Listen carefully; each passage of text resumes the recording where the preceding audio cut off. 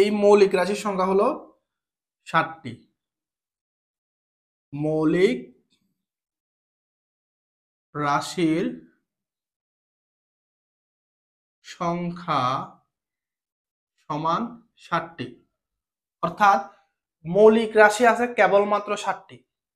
তাহলে দেখো এইখান থেকে যদি আমাদের বিশেষ করে এমসিকিউ হয় যে নিচের কোনটি মৌলিক রাশি বা কোনটি যৌগিক রাশি, তাহলে দেখো তুমি যদি 60টি মৌলিক রাশি মনে রাখতে পারো, তাহলে এই 60টি বাদে বাকি যত যত রাশি আছে সবগুলো হচ্ছে কি যৌগিক রাশি। তাহলে এই 60টি মৌলিক রাশি মনে রাখার মাধ্যমে তুমি অন্য সকল যৌগিক রাশি তুমি কি দেখেই চিনতে পারবা।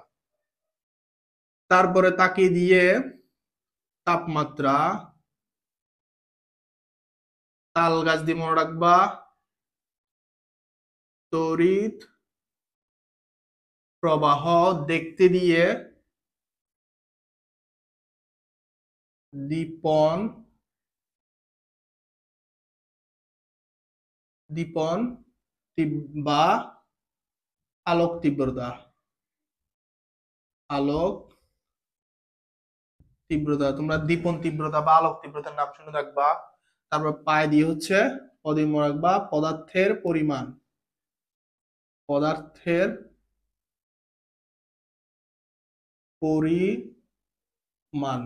তাহলে দেখো এই টেকনিকের মাধ্যমে খুব সহজে তুমি 60টি মৌলিক রাশি মনে রাখতে পারো।